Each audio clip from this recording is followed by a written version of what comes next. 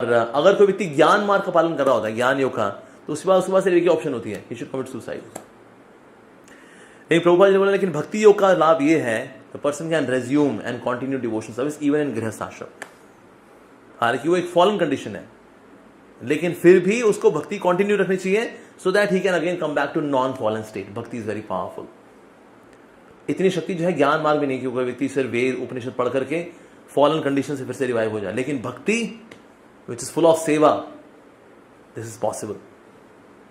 तो उस वक्त कुछ डिवोटीज के साथ ऐसे फॉल डाउन हुए जो कि नहीं चाहते थे कि हों, लेकिन हुए। तो उसके क्या क्या कारण थे? कई डिवोटीज के साथ ऐसा हुआ। उसका बहुत बड़ा कारण ये था, on the name of service they were compromising their sadhana, bad sadhana, कि हम इतने बिजी हो गए, इतनी रिस्पॉन्सिबिलिटीज आ गई हमारे पास, तो इसलिए अब हम अपनी साधना कमजोर कर देंगे। We will not come for Mangal Aarti, we will not chant japa. Prabhupada ने बोला no, every sannyasi, all the devotees, मतलब गृहस्थ ब्रह्मचारी सन्यासी, they should all come for Mangal Aarti. चाहे आप किसी भी स्थान में हो, you should come for Mangal Aarti. In fact एक समय किसी भक्त ने पूछा, प्रभुपाद कोई एक्सेप्शन है इसमें मंगल आरती ना आए? प्रभुपाद ने कहा हाँ, जिस दिन तुम मर जाओ, the day you are dead, you need not come for Mangal Aarti. बाकी स्थिति में you are to come for Mangal Aarti, highest standard. और क्या कारण रहता है? दूसरा, on the name of preaching too much of intermingling with opposite gender. स्त्रियों से मिलने में खराबी नहीं है, उनका सम्मान के रूप में पब्लिक में मिले, सीसीटीवी कैमरा के सामने मिले, नो प्राइवेट मीटिंग। पर कभी कभी कंपैशन के नाम पे मिलना जब शुरू होता है तो फिर दिक्कत जाती है। तो एक दूसरा कारण ये था। इनफैक्ट एक समय डिवोटीज ने पूछा, Shri Prabhupada, why do we see that sannyasis and brahmacharis have fall down in our society? Prabhupada ने बोला, because the sannyasis and brahmacharis are not hesitant in talking to women.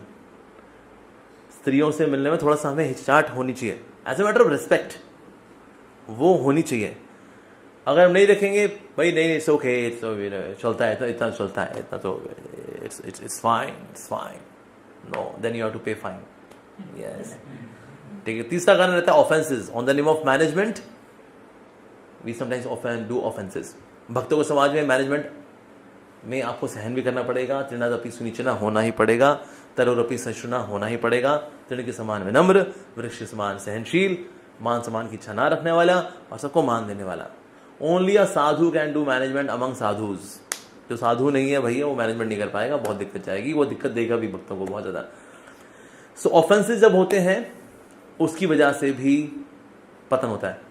भक्तों के प्रति हमने अपराध किए, इस वजह से पतन होता है। साथ ही इनसेंसिटिविटी इन डीलिंग्स, भक्तों के साथ आदान प्रदान में, लोगों के साथ आदान प्रदान में भी, इन पब्लिक ऑल्सो, पब्लिक के साथ आदान प्रदान करने में देयर इज नो सेंसिटिविटी, संवेदनशीलता ना होना, उसकी वजह से भी पतन होता है। अच्छा, एक और कारण है, पांचवा कारण है बैड एसोसिएशन, बुरी संगति। आजकल से मोबाइल फोन से भी बुरी संगति मिल जाती है, या बाहर लोगों से बुरी संगति हो गई। किसी अमीर आदमी घर पे गए, आप डोनेशन मांगने के लिए, उसका घर देखा, अरे भाई सेट है लाइफ भाई इसकी, तो यार अपनी भी लाइफ कभी ऐसे सेट हो जाएगी। बैड एसोसिएशन, उसकी वजह से भी पतन होता है। Too much dealing with money, साधु व्यक्ति को जो है पैसे से बहुत डील नहीं करना चाहिए। पैसे के लिए गृहस्थास हैं, they can manage savings, investments, ये सब करना गृहस्थ डिवोटी का काम है। सो ब्रह्मचारी को पैसे से डील नहीं करना चाहिए।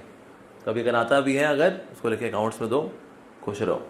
जो दान में पैसा आया हुआ है, अगर हम अकाउंट्स में जमा कराते हैं अपने मंदिर के, देन इट इज लाइक योग माया, और सीधे अपने पास अगर उसको अपने भोग के लिए इस्तेमाल करते हैं, देन इट इज महामाया। ठीक है, तो that way is the devotee should be very conscious. And then comfort seeking attitude, हमेशा कंफर्ट सीकिंग मतलब तपस्या का भावना रखना, इसकी वजह से भी पतन होता है।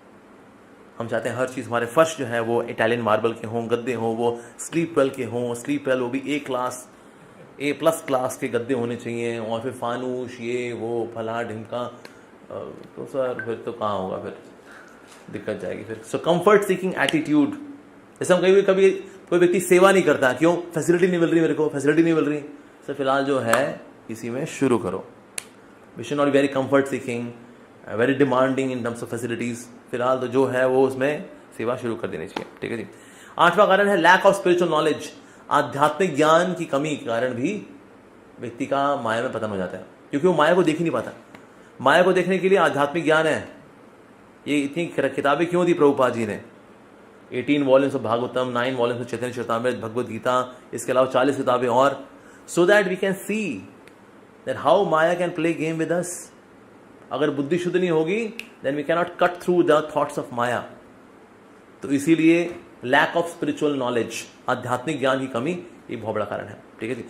9वां कारण है loneliness, अकेलापन. ना मेरी लाइफ में कोई मेंटोर है, ना गाइड है, ना फिलोसोफर है, ना कोई मित्र है मेरी लाइफ में. मैं अकेला हूं. मुझको दुकेला बनना है. तो दुकेला मैं कैसे बनूंगा? अकेले से दुकेला कैसे बनूंगा?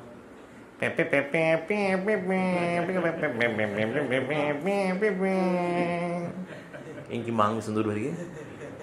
हाँ, और वचन लीजिए, मैं 7 जन्म तक तुम्हारा साथ निभाऊंगा. ओके.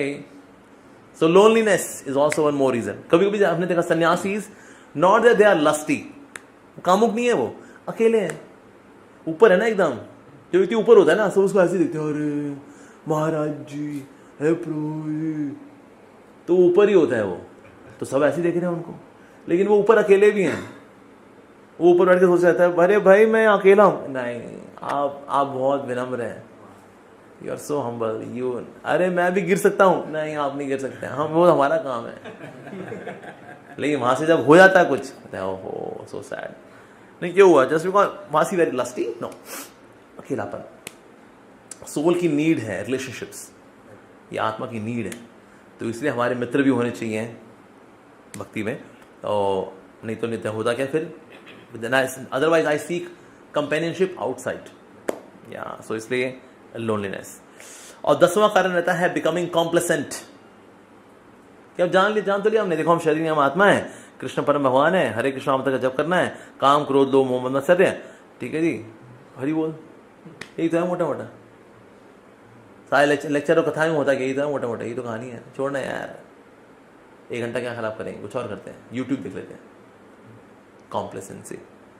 तो ये संतृप्तता की जो भावना है, ये भी पतन का कारण बनती है. If I think that I have become perfect, अब मेरी मूवमेंट कहाँ होगी? नीचे. इफ आई थिंक नहीं भैया, I am far away from becoming perfect, तो मैं हमेशा ऊपर बढ़ता रहूंगा. As soon as if I see I have become perfect, भले मैं परफेक्ट नहीं हुआ हूं, अब मूवमेंट कहाँ होगी? नीचे की ओर. So we should never ever become complacent. So first reason is bad sadhana. Second reason is intermingling with opposite gender.